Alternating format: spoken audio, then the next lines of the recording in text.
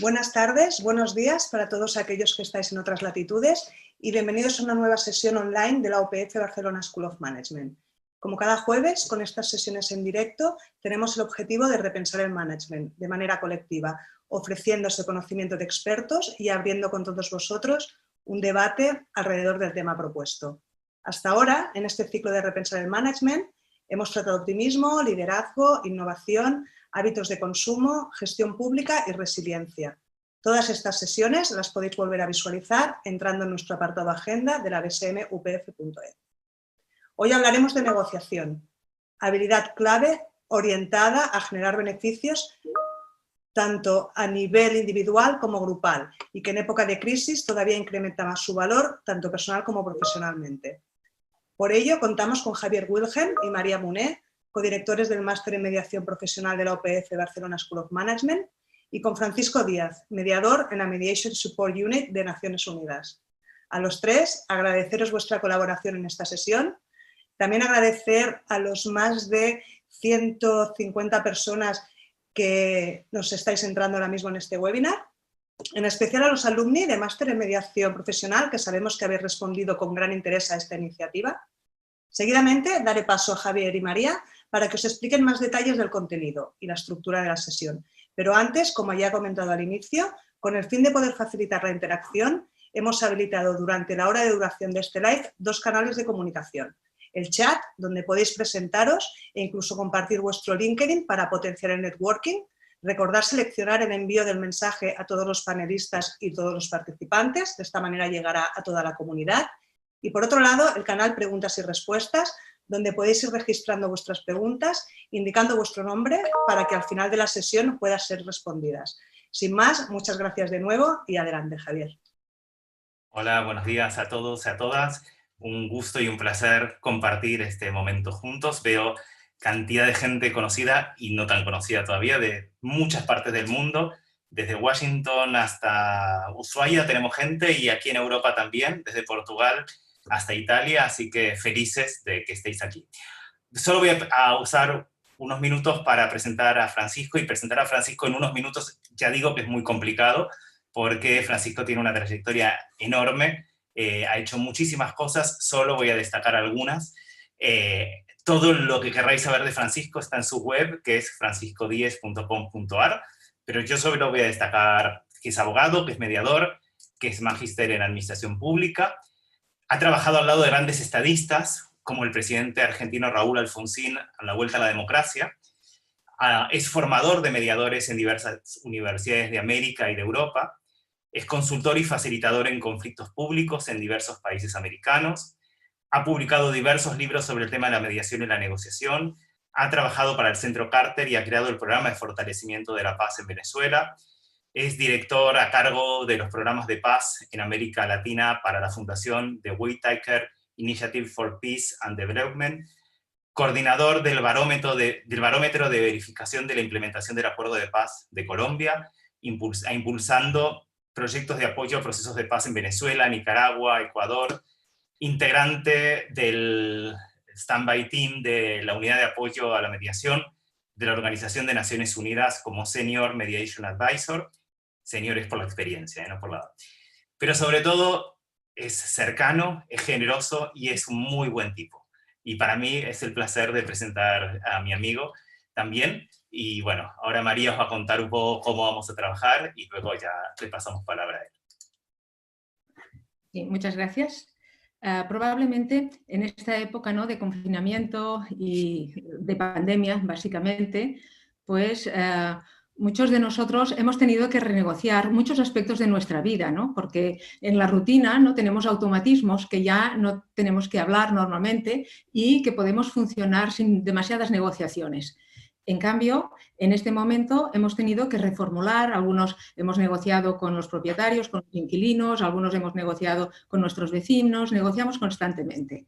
Y quizá en estas negociaciones, que también vemos en la tele, a diferentes dirigentes negociando, podemos ver cómo hay personas que tienen esta capacidad, ¿no?, de solidaridad, de ayuda, y que, entre otros, Lourdes Munduate diría que son personas prosociales y cómo en cambio hay personas que tienden más, todos tenemos de todo, pero que tienden más pues, a la competencia, a ese sálvense quien pueda en estas situaciones de crisis, los llamados más pro-self.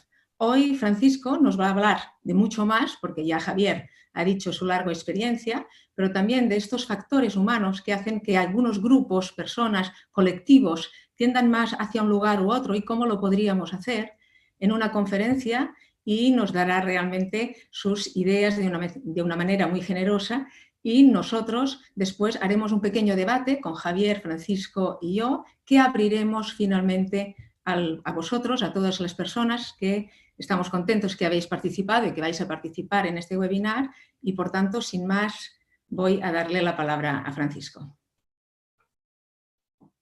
Bueno, buenos días, buenas tardes, en los diferentes usos horarios. Primero que nada, muchas gracias a Javier y María y a la universidad y al máster por esta invitación. La verdad es que guardo un recuerdo hermoso de haberlos visitado en Barcelona y la actividad que hicimos allá en algún momento con mi esposa Margarita y con ustedes dos, que fue realmente muy satisfactorio. Así que en cuanto Javier me dijo si quería, le dije que sí, y después me metió en este brete porque me dijo el tema es negociar en épocas de crisis, motivación pro-self y motivación pro-social. Con lo cual me tuve que poner a trabajar un poco para investigar un poco qué es lo que yo pensaba acerca de este tema. Y la verdad es que yo me defino como mediador, ¿sí? Entonces, las negociaciones que yo hago habitualmente son negociaciones desde el lugar de un tercero. He preparado un pequeño PowerPoint para ayudarme a guiarme en esto y no perderme. Y poder compartir con ustedes las cosas que pensé, ¿sí? Estoy compartiendo la pantalla, ¿me haces un...? ¿Se está viendo? Ok. Sí, sí. Ahora, ¿cómo hago para que se vea? Ahí está. Ok. Entonces, lo primero que pensé cuando comencé a vincular mi experiencia con el título es que las negociaciones que yo he hecho como tercero y que me toca hacer como tercero, casi siempre son en situación de crisis, ¿sí? Porque como yo trabajo básicamente en conflictos políticos y sociales, sea en las crisis en Venezuela, en Nicaragua, en Ecuador, en Colombia, en donde estoy trabajando casi habitualmente siempre es un contexto de crisis, no son contextos normales, ¿no? Entonces, la negociación que yo llevo adelante casi siempre está en esa tensión. Una muy reciente y que me pareció que podía ser útil para compartir con ustedes es una situación de crisis en la que tuve que intervenir en Ecuador el año pasado, en donde se desató una crisis política y social muy fuerte. La gente de Naciones Unidas me llamó, ellos habían sido convocados como terceros. El representante de Naciones Unidas allá, un hombre brillante y realmente muy, muy buen líder, lideró un equipo de mediación y me convocaron para que yo los acompañe. Y la crisis, ustedes ven acá, muestro algunas fotos, realmente había una confrontación, se generó mucha tensión, ¿no? Mientras los protestantes, los manifestantes, los movimientos indígenas marchaban con escudos, lanzas y tirando piedras y qué sé yo, la policía respondía con gases lacrimógenos y con represión, se incendiaron edificios, en fin, era un contexto serio de crisis. Hubo un episodio en esos días de tanta tensión en que los grupos indígenas retuvieron a 8 policías, ¿no? Y justo eso fue en una noche y justo a la mañana siguiente tuvimos una reunión, mi colega Juan Dumas y yo, que estábamos trabajando juntos allá, un placer trabajar con Juan, tuvimos una reunión con el líder de los indígenas. Y entonces traigo esta reunión porque ahí, cuando estábamos yendo hacia la reunión, me llama la ministra de Gobierno y me dice, mirá, Francisco, tienen a 8 policías secuestrados, ¿no? Y yo tengo acá, te imaginás, me dice, todos sus compañeros, tengo 5.000 hombres que están dispuestos a entrar a donde estaban todos los indígenas, había unos 2.000 indígenas concentrados en la Casa de la Cultura, que tenía unas canchas de fútbol y un anfiteatro, etc. Están dispuestos a entrar allí a sangre y fuego a rescatar a sus compañeros. Y que no les vayan a afectar su dignidad, ni sacarles los zapatos, ni hacerles ninguna cosa rara, porque yo no los puedo retener. Y justo yo me juntaba con el líder de los indígenas a negociar una mesa de diálogo con el gobierno.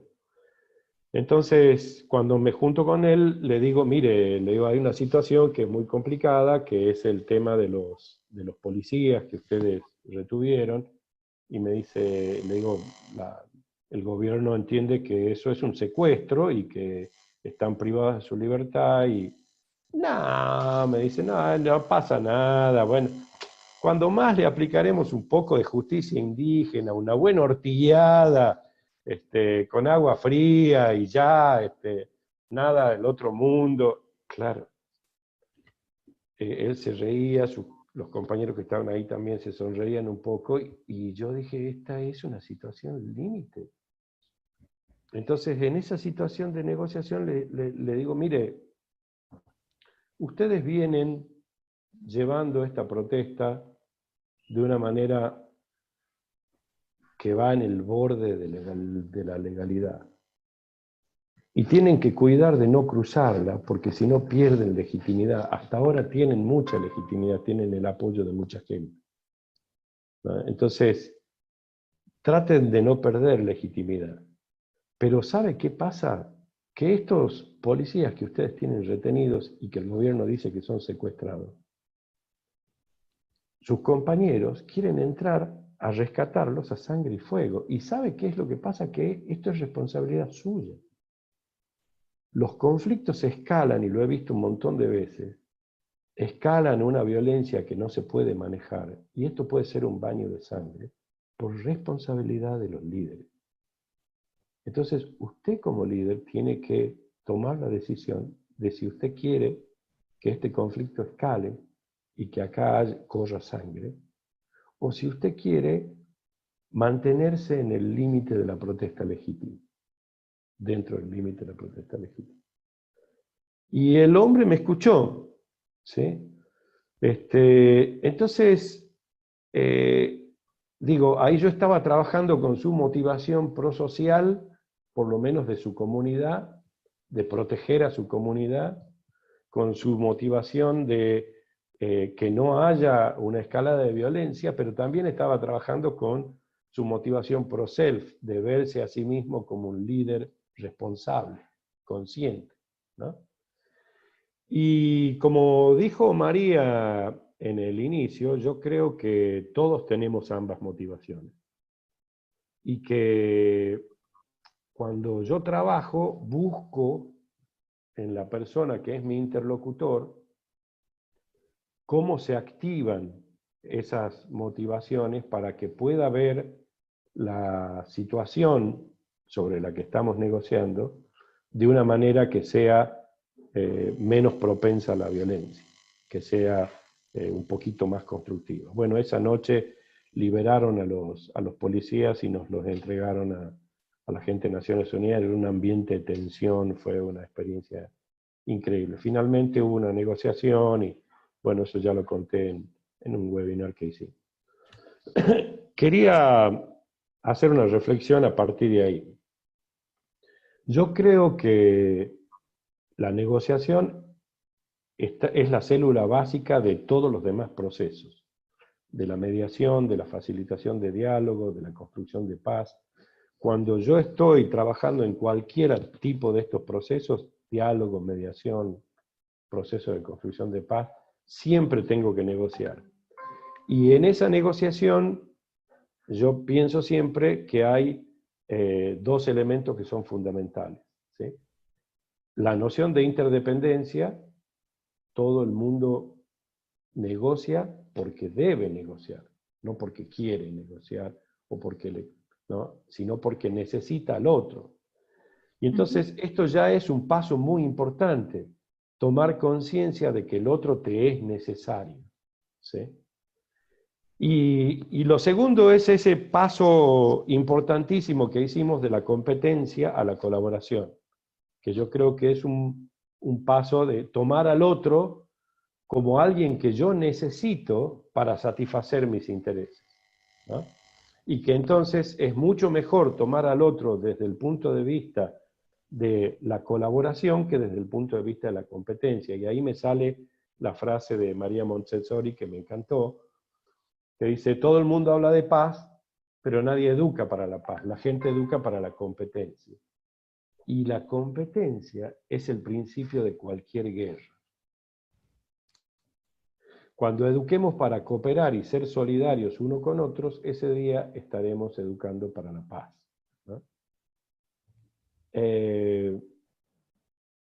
Bueno, yo siempre digo que una de las cosas que me pasó a mí más importante es darme cuenta de que es absolutamente imposible ser neutral, que cuando tú interactúas con otro, en esa interacción ya hay un impacto. ¿Sí? Aunque no hagas nada, aunque estés allí callado y simplemente estés presente. Esa interacción genera un impacto en nosotros, ¿sí? Entonces, cada vez que interactúas con otro, vas a tener alguna influencia sobre el otro, porque vas a generar un impacto. Y si vas a tener una influencia, pues, si no es posible no influenciar, entonces es mejor elegir cómo influenciar, para mí, ¿sí? Y cuando uno empieza a pensar qué te guía para elegir cómo influenciar mejor, ¿sí?, tenés que recurrir a principios y a algunos valores, ¿no? Entonces, esto me hace pensar que en realidad la motivación pro-self y la motivación pro-social son dos caras de una moneda, que están presentes en todos, porque eso es lo que me muestra la experiencia. Pero creo que hay una evolución en la manera en que comprendemos las motivaciones, ¿no? Esa evolución, como decíamos antes, comenzamos en la competencia, en donde gana uno y pierde el otro, y por eso, cuando gana uno y otro pierde, y hay frustración para el que pierde, ¿no es cierto?, allí hay una inestabilidad, porque el que pierde se queda frustrado.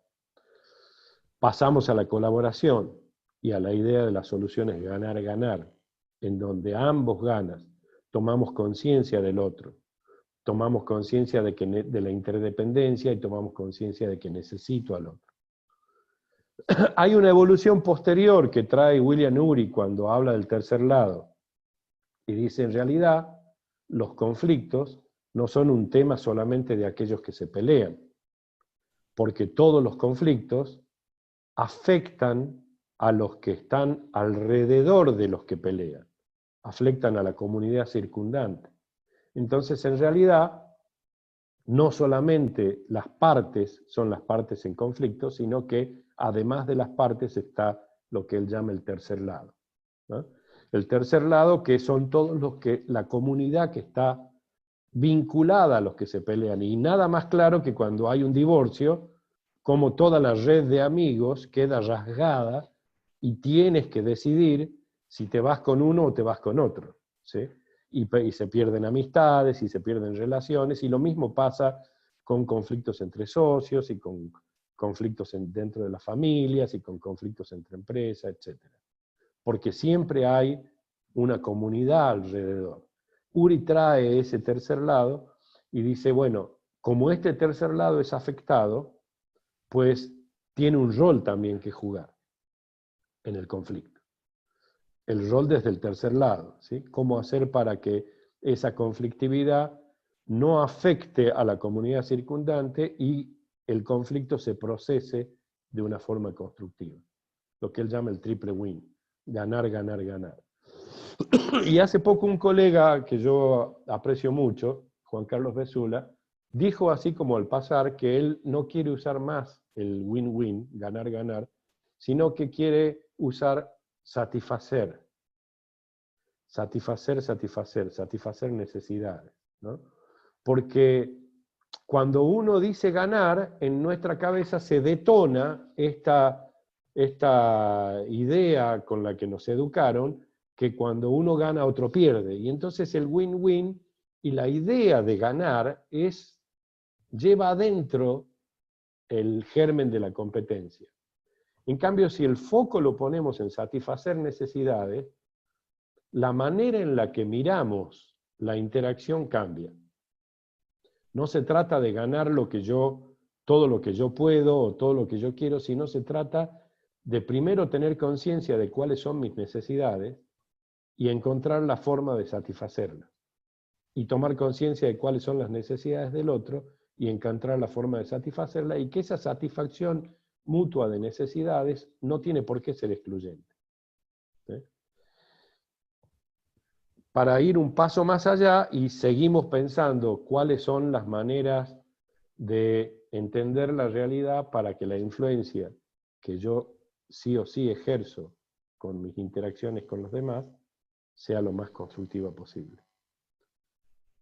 Y lo último que quiero decir es que estoy muy enganchado y me gusta mucho esta idea de que si vamos evolucionando desde una situación de competencia a una situación de enfocarnos en las necesidades de la gente y de la comunidad y ver de qué manera se satisfacen de una manera no excluyente, de qué forma se pueden satisfacer no excluyente, tenemos que cambiar el paradigma que guía nuestras conductas y que es un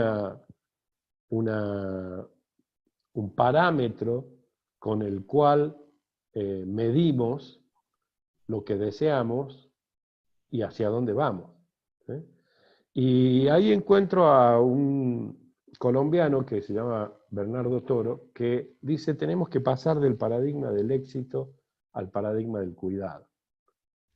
Y nada más adecuado, me parece a mí, cuando pensamos en época de crisis. Porque en la crisis la moneda gira tan rápido, y esa es una idea de mi amigo Javier Wilhelm, la moneda de las dos caras gira tan rápido que sus caras terminan siendo una, sus dos caras. Entonces, ¿por qué el paradigma del cuidado? Bueno, lo tenemos hoy en día acá con nosotros, la crisis del COVID-19. Y todos tenemos en algún lugar de nuestra mente la idea de que estamos en una crisis climática y que es muy probable que nuestros nietos tengan un planeta que sea muy hostil. ¿Sí? Si nuestros nietos pueden arreglárselas para sobrevivir como especie bien. Y tenemos la crisis del sistema financiero que viene como con crisis recurrentes, pero que también tenemos en el back la idea de que estas cosas, esta invención que hicimos, en algún momento se puede caer. Y me acuerdo de una frase que decía mi primer jefe y con quien aprendí tanto, Dante Caputo, que decía, no tiene ningún sentido luchar por viajar en primera clase si en la bodega del avión hay una bomba a punto de estallar. Y la verdad es que esta crisis actual nos hace tomar mucha conciencia de que estamos todos en el mismo barco, lo han escuchado decir millones de veces en las últimas semanas, estamos todos en el mismo bote.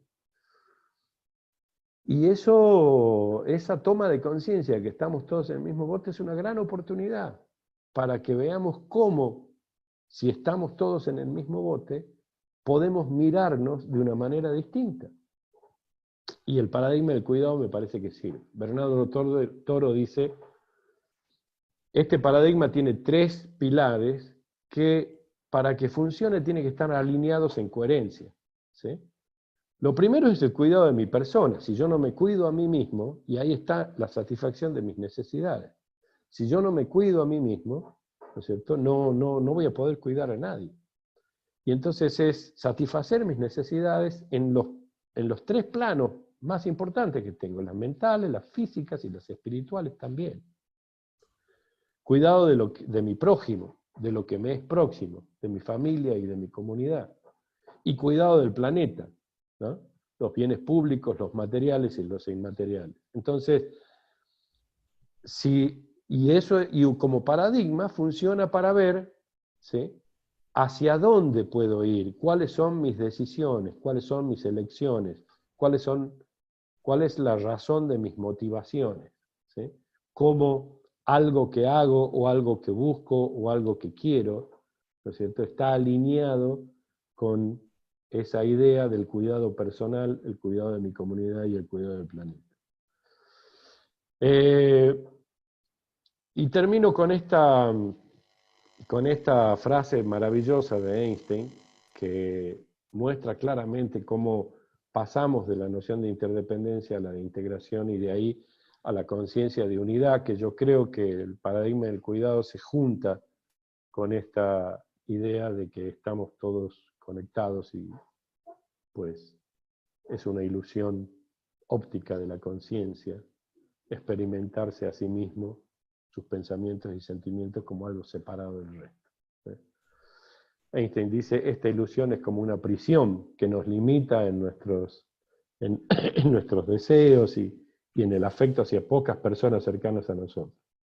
Nuestra tarea debe ser liberarnos a nosotros mismos de esta prisión, ampliando el círculo de compasión hasta abarcar a todas las criaturas vivientes y la naturaleza completa en su belleza. Y esto parte desde aquella pregunta o desde aquella toma de conciencia de que no es posible no tener impacto, no es posible no ejercer influencia, y si voy a ejercer influencia, entonces mejor elegir cómo. Yo no creo que la motivación prosocial y la motivación pro-self sean 2 polos de una dicotomía. Me gusta mucho más pensar que son 2 caras de una moneda y que cuando giran rápidamente se unifican y que entonces eso nos ayuda a unificarnos con el resto y a pensar desde un lugar distinto cuando llevamos nuestras negociaciones adelante. Hasta ahí llego. Gracias. Pues muchas gracias, Francisco. Realmente ha sido muy ilustrador y me sabe mal en este debate porque estoy muy contigo con la idea de que realmente esto de ser imparcial, de que realmente nosotros también estamos metidos y es que es imposible no estar en algún lugar, ¿eh? Por tanto, podemos jugar el tercer lado, el cuarto, el quinto, pero algún lugar como mediadores vamos a jugar. Para poner un poco, porque ya que estoy de acuerdo con todo el tema, ¿no?, de la interdependencia, del cuidado, pero realmente, ¿por qué las personas, si nosotros vemos que cuidarse, cuidar al prójimo, aunque quede muy religioso, pero cuidarse mutuamente realmente tiene muchos beneficios, ¿por qué nos pasa que es tan difícil? Es decir, ¿qué le sucede, según tú, a las personas que sea tan difícil? Me contaba una amiga hace poco que fue a una conferencia también, una videoconferencia, y decía, ahora surgió, el ponente decía, ya habrá personas que después de la crisis no van a ser útiles profesionalmente. Y ella se preguntaba si ella sería de estas personas. Claro, yo me hacía la reflexión de qué sociedad vamos a crear si vamos a crear personas que tienen ganas de trabajar y no van a ser útiles. Por tanto, ¿por qué hay tanta idea de esta otra vertiente más del paradigma de la lucha, ¿no?, y de a ver quién gana y sigue con el ganar-perder, ¿no? Si unos pierden, yo podré ganar. Básicamente es esta la pregunta. ¿Por qué, a tu entender, existe esta tendencia humana del ganar-perder? Bueno, yo creo que está vinculado con lo último que dije de la frase de Einstein, que por supuesto la dijo en su tiempo, ¿no? O sea, hace un montón de años. por esta ilusión de que somos entes separados, ¿sí? Y que lo que le pasa al otro no me afecta a mí, ¿no? Y que el otro puede sufrir, o puede estar muy mal, o puede ser absolutamente inútil, o puede ser excluido, y eso no tiene ningún impacto en mí, porque estamos separados, ¿sí? Ujú. Y si hay algo que es una línea en la evolución humana, es lo contrario de esta noción. Cada día estamos más cerca, cada día estamos más conectados, ¿eh? Lo que estamos viviendo hoy en día nos muestra con absoluta claridad que los de la Villa 31 y los de la Recoleta, acá en Buenos Aires, estamos tan conectados que es absolutamente indispensable que ellos y nosotros nos cuidemos y nos curemos, Ujú. y nos protejamos de la enfermedad. Lo mismo pasa con el cambio climático, lo mismo pasa con todas las situaciones que generan exclusión, están en la base de la conflictividad. ¿Por qué? Porque estamos vinculados, porque estamos conectados, porque somos uno, ¿no? Lo dice mi mujer desde hace años, y la verdad que yo he comenzado a entender eso, ¿eh? No es fácil. Lo que dice Einstein tiene razón, es una prisión, ¿sí? La ilusión de que estamos separados es una prisión. Esa frase es una belleza, porque la dice un físico que ha estudiado el universo, ¿no? Y que muestra, y que además ha constatado en sus estudios científicos acerca del universo, que está todo conectado. Y vayas por donde vayas, ¿no? Si vos te metés en la teoría del observador, el observador modifica lo que observa, aunque no haga absolutamente ninguna otra cosa que observar. Si te metes en cualquier otro campo del conocimiento en donde hay avances, hay señales clarísimas de que lo que tenemos que tomar conciencia es de esta unidad. Y que si nosotros tomamos conciencia de que estamos realmente conectados, esta frase de Caputo de que no tiene ningún sentido luchar por viajar en primera clase cuando hay una bomba en la bodega del avión, ¿no es cierto? Tenemos un destino común, tenemos un futuro común. Yo creo que es muy difícil por esa ilusión, por la ilusión de que estamos todos separados, y porque también a partir de esa ilusión se han generado polaridades, ¿no? Polaridades que nos hacen entender el mundo, por un lado, digamos, como en extremos. Ujú. Simplificamos en extremos. Entonces tenemos o el individualismo o el comunitarismo, ¿no? O el comunismo o el liberalismo, el individuo o la masa. Y en rigor de verdad, bueno, esas polaridades son solamente exageraciones de una misma línea, ¿no? No son entidades separadas. Los polos no están separados, están vinculados por una misma línea, por un mismo eje. Y lo que hay son gradientes en el medio, ¿no? Pero es una toma de conciencia que no es fácil, porque tenemos muchas décadas, muchos siglos de cultura con esta ilusión de individualidad. Estaba pensando, Francisco, me gusta la metáfora de Caputo. No es cualquier jefe, vamos a decir las cosas como son. Fue una persona con una trayectoria política en Argentina y en Sudamérica muy importante. Pero me gusta esta metáfora, pero me parece que tiene un problema. El que va en primera clase tiene la ilusión de pensar que detrás de esa cortina no hay nadie. El que está atrás sí tiene clarísimo que adelante hay otros que están mejor y que es un sitio al que no pueden acceder y al que quisieran acceder. Y digo esto porque me hace pensar mucho en este momento del COVID, donde parece que he escuchado mucho esta frase de nos está pasando a todos y aquí nadie se salva o nos salvamos todos. Y sí, nos está pasando a todos, pero no nos pasa a todos de la misma manera. Depende de cómo venimos, de dónde venimos y de la infraestructura en el país o en la ciudad en la que vivamos, y en la infraestructura también social y familiar, lo vamos a pasar de una manera o de otra. Digo esto porque al momento de pensar como personas que intervenimos en negociaciones, hay algunos elementos que son claves. Y hay uno que me acuerdo mucho que estuvimos charlando hace unos años, nosotros dos, que es, y que es algo que yo aprendí de vos, que es la importancia de la relación, la importancia de esa conexión única y especial que se va a dar entre la persona que tiene que negociar con un otro y el profesional que lo va a ayudar a que esa negociación sea fructífera. ¿Sí? No sé cómo lo puedes pensar. Bueno, yo creo que tenés razón en el tema de las desigualdades. Y las desigualdades, yo creo que pues forman parte de la realidad. Y depende cómo las mires, ¿sí? Si tú miras las desigualdades como dinámicas de exclusión, hacen mucho daño, ¿sí?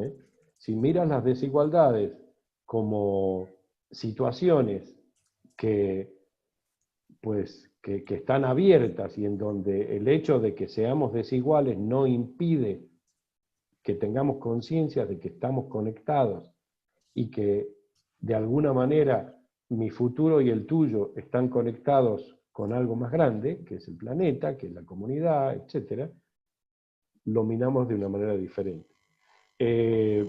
Yo creo que siempre cuando, digamos, me traes la relación a cuento, y yo creo que es exactamente lo que hace falta, ¿no? Tener conciencia de que las situaciones de conflicto siempre tienen un componente relacional en donde si hay exclusión, hay heridas, y si hay heridas, hay reacciones que llevan a la violencia o que llevan a la confrontación. Y en esa confrontación se pierde noción de la conectividad que tenemos. No sé si es por ahí, no sé qué es lo que querías decir vos con eso. Bueno, eso es otra pregunta. Tampoco es fácil. No, es que en realidad era una reflexión en voz alta, pensando en la frase de Caputo y también ligando a que esa cortina la podemos correr, la podemos mover para interconectar a la gente, solamente si va a haber algo que tiene que ver con la confianza y la seguridad del tercero que ahí opera. Por eso me gustaba lo de ganar, ganar más ganar. Genial. Bueno, fíjate vos, bueno, lo contestaste vos mucho mejor de lo que lo podía decir yo.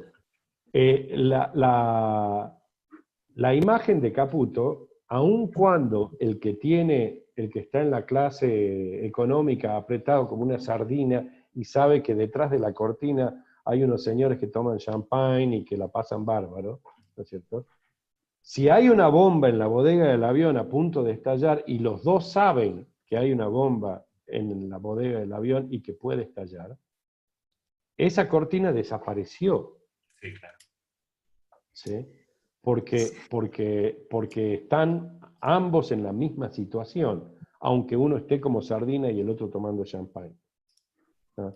Y tenemos que encontrar juntos la forma de desactivar esa bomba, ¿no? Y es la razón de la metáfora. La razón de la metáfora, y por eso está vinculado con lo que dices de la relación y la confianza, es que si tenemos una bomba que puede estallar en la bodega del planeta, ¿sí?, tenemos que encontrar la manera de desactivarla juntas. Y para desactivarla juntos tenemos que tomar conciencia de que necesitamos confianza y necesitamos una relación que nos permita trabajar juntos. Yo me pregunto, ¿y después? Cuando se ha desactivado la bomba y todos hemos estado juntos, el problema es que siguen en el avión uno tomando champán, quizá más fortalecido, y el otro menos, porque depende de dónde partes puedes llegar, ¿no? Y yo creo que la preocupación actualmente, después de la pandemia, no es en el momento de la crisis, porque parece que los gobiernos, yo aún solo he visto negociar a los particulares aquí, realmente, en la crisis. Entonces, claro, piensas, sí, todos estamos en el mismo lado, no de la misma manera, como decía Javier, pero después hay un futuro y claro, esto es un cambio de paradigma. Cuesta mucho abandonar el poder. Bueno, ¿Cómo pero es que... trabajamos, ¿no? La educación de paz de Montessori que tú decías, ¿no? Bueno, por eso te digo que yo creo que hay que ir más profundo. Creo que la crisis, cuando es una crisis global como esta, abre una oportunidad. Abre la oportunidad de pensar en que el pro-self y el pro-social están unificados en un campo, en un campo, ¿no? Estamos en un campo unificado. Hay una oportunidad que nos permita pasar del paradigma del éxito, del ganar, digamos, de la adquisición y la tenencia de bienes y de prestigios al otro paradigma, el paradigma del cuidado y las necesidades, ¿no? El paradigma del cuidado te brinda la posibilidad de no excluirte a vos ni a los otros, ¿no? Yo recomiendo que escuchen la charla de TED de Bernardo Toro y que da para pensar, porque yo creo que realmente la única manera de que mejoremos como humanidad es que vamos cambiando este paradigma. El paradigma del individuo que tiene éxito a costa de su comunidad, a costa de su familia, a costa de su planeta, ¿no? Me parece a mí. En fin, no sé, ese es mi idea. La dificultad es cómo, ¿no? Pero no, la idea es, claro, es la idea de la mediación, de cultura de paz, de estar todos interconectados, relacionados positivamente, ¿no?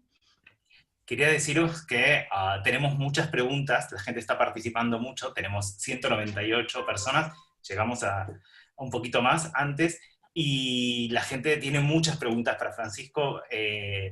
Vamos a ir seleccionando algunas porque tenemos 15 minutos, así que Francisco, te vamos a ir haciendo preguntas y vamos a pedir respuestas dentro de lo que puedas cortas para poder intentar poner todas. Poppy, que supongo que será nuestra Poppy conocida, puede ser que sea otra, pero bueno, no importa. Si es ella, hola Poppy, pregunta si el cuidado del otro sería el marco dentro del que se consideren las necesidades, si sería necesario consensuar ese marco. No necesariamente. Yo veo desde nuestro rol como negociadores yo veo que uno tiene una posibilidad de controlar lo que a uno le pertenece. Y no sé si consensuar el marco es la manera de cuidar al otro. Yo creo que el paradigma es un paradigma dentro del cual yo interactúo con los otros guiado por ese paradigma.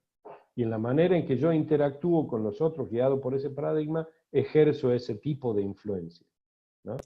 Entonces no creo que sea consensuar el marco, creo que tiene que ver con ir tomando conciencia de cuáles son las necesidades del otro y de cuáles son las necesidades mías, y cómo se hace para satisfacer las necesidades mías y las necesidades del otro desde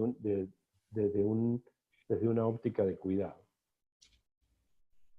No sé si eso responde, pero entiendo que no es necesario a mí me parece que no es necesario consensuar explícitamente un marco común para que podamos proceder guiados por el paradigma del cuidado. Aquí nos apunta Marinés, que es nuestra Marinés Suárez.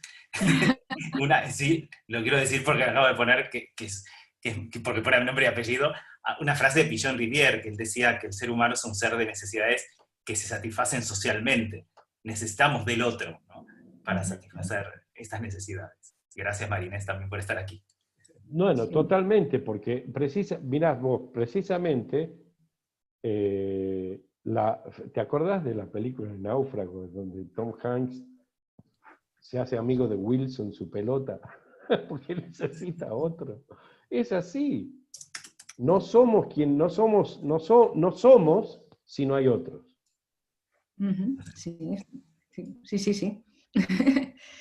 Hay diferentes preguntas que aunan, por ejemplo, el tema de metodología, ¿no? Es decir, cómo trabajas, cuál es tu actitud, cómo trabajas, cómo se haría.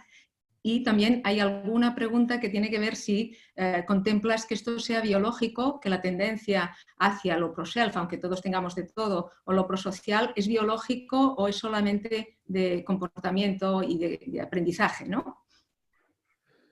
Bueno, mira, hace un tiempo leí un libro que me impactó muchísimo, que se llama La biología de la creencia, y que es escrito por un premio Nobel de biología, que se llama Lipton, y que la verdad es maravilloso porque el tipo muestra con sus investigaciones cómo la biología del ser humano es influenciable a lo que el ser humano cree.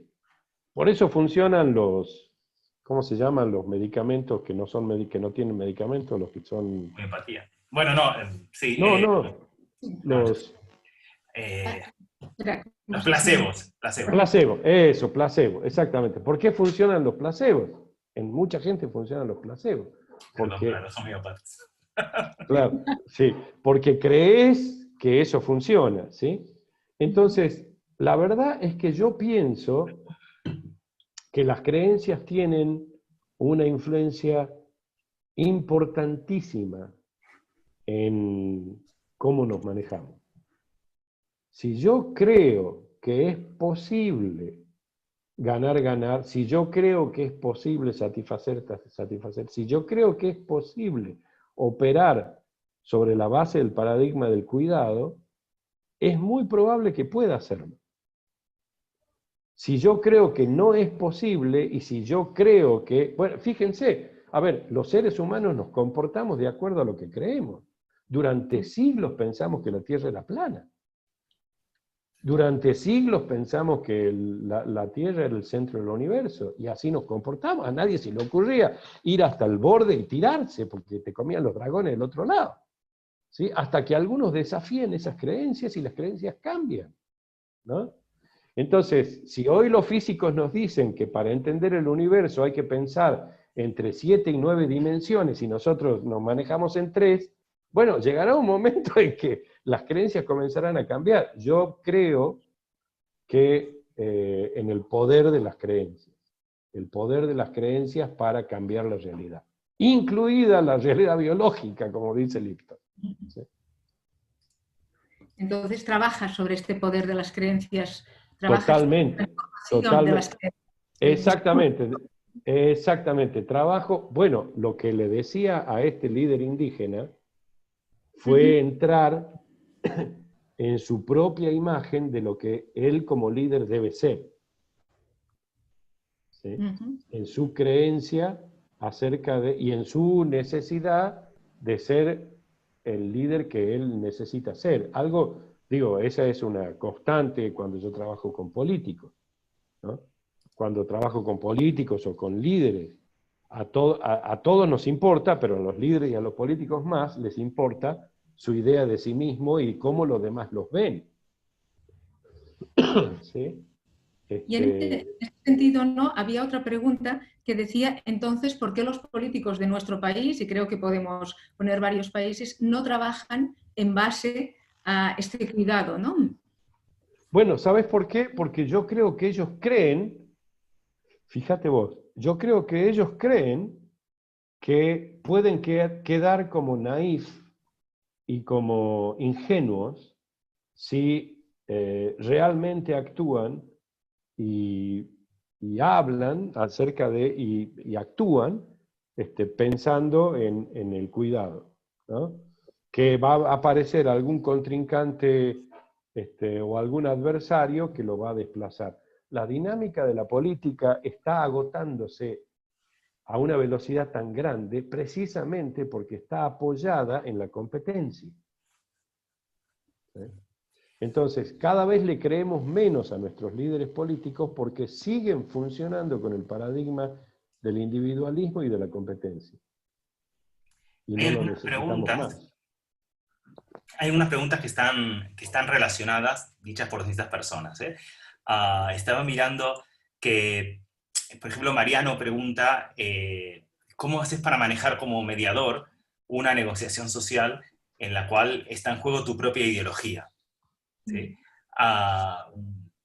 Y Jimena Paulucci nos pregunta si los acuerdos sociales y políticos alcanzados en los últimos tiempos en los que participaste, si sabes si se han visto vulnerados o con necesidad de renegociar por los cambios de la crisis sanitaria actual. Sí, bueno, las dos cosas. A ver, primero que yo siento que negocio o que trabajo como mediador guiado por principios, ¿no? Y por prioridades. Una prioridad permanente es disminuir los niveles de violencia, aumentar los niveles de inclusión y de respeto por la dignidad de las personas. Entonces, siempre trabajo en pro de eso, ¿no? No soy neutral. Yo trabajo con valores y con principios, porque trabajo en los conflictos políticos sociales, y porque estoy buscando ciertos tipos de cambio, ¿no es cierto?, que son cambios que van en esa dirección. Reducción de la violencia y aumento de la justicia entendida como satisfacción de necesidades, como acceso, ¿sí?, y como reducción de la violencia. Entonces, no trabajo sin valores. No creo que trabajo con ideología, porque es una cosa diferente, ¿no? Yo no creo que... también para mí es muy importante la consideración del otro. Cuando uno trabaja como tercero, las decisiones las toman las partes, no uno. Y eso es un camino súper estricto cuando yo trabajo, en el sentido de que yo tengo mis valores, yo tengo mis principios, y yo trato de que las partes realicen conductas y vayan por lugares y realicen acuerdos que disminuyan la violencia, aumenten el acceso y el respeto de la dignidad de los demás, de ellos y de todos los demás. ¿Sí? Y soy explícito en eso. Y digamos, bueno, trabajo de esa manera. Y con respecto, o sea que yo no siento que esté mi ideología en juego. Y además la ventaja de que casi siempre he trabajado en conflictos sociales y políticos que no son de mi país. Y entonces hay una distancia en la cual los actores políticos y sociales del país en el que estoy trabajando son los que toman decisiones acerca de cómo quieren construir la realidad en su país a partir de esa conflictividad. Sí.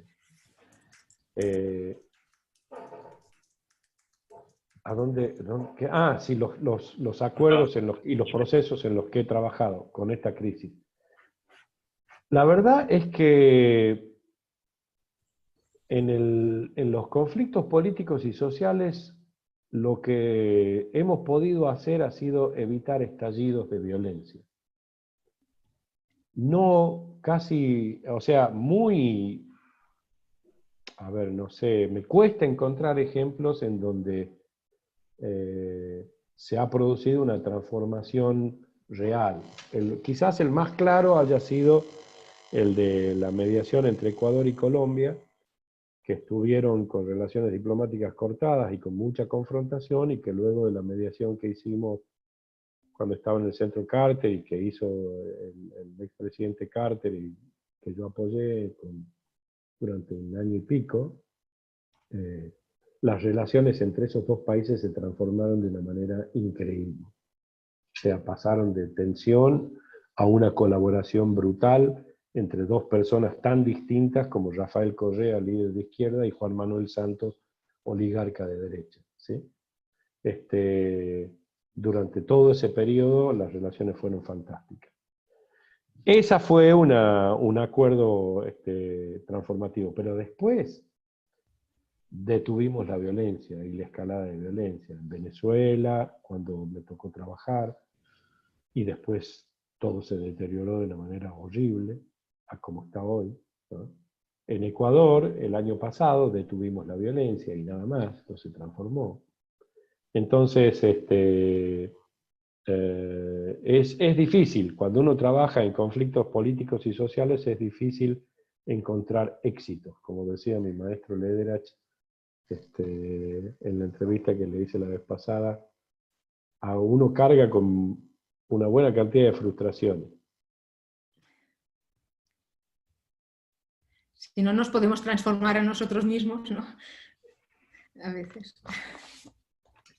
Bien, nos queda un minuto y creo que Sonia quería entrar a despedirse y a cerrar.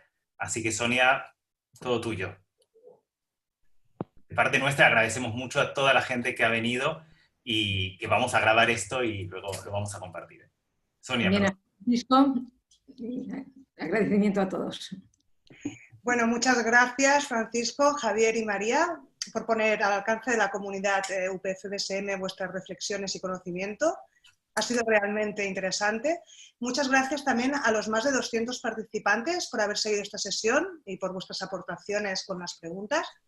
Únicamente deciros que después de escucharos atentamente, lo que siento es optimismo de saber que si el enfoque de las negociaciones, tanto a nivel como las que Francisco atiende, a este alto nivel, como las que enseñan y ejemplifican Javier y María a los estudiantes del máster en mediación, que después aplicarán día a día en sus trabajos y en su vida personal, así como las nuestras más cotidianas, en complicidad también con el sistema educativo para las nuevas generaciones, si se centran en colaborar y no en competir, en satisfacer y no en ganar, creo que podemos entre todos construir un futuro mejor para nosotros y para el planeta. Así que muchas gracias por trabajar para que así sea. Aparte de esto, recordaros que durante el día de hoy, todos los asistentes, podréis también encontrar la presentación y el vídeo completo publicado en el apartado noticias de la web de bsmupf.edu. También podéis encontrar la oferta de máster, cursos y posgrados en la web, ya que la negociación es un tema transversal y es necesario en todos los ámbitos. Y en el caso que queráis profundizar todavía más, tenemos a vuestra disposición, como os comentaba, el máster en mediación profesional, donde, como os ha comentado Javier y María, son codirectores. Podéis contar con ellos, que siempre están a disposición, y con toda la red de nuestros asesores de programa para ampliar toda la información que necesitéis. Por último, invitaros a las próximas 2 sesiones online que tendremos la semana que viene. Por un lado, el miércoles 27 a las 12, hora local, analizaremos la potencialidad del storytelling como estrategia para incrementar el éxito de las marcas.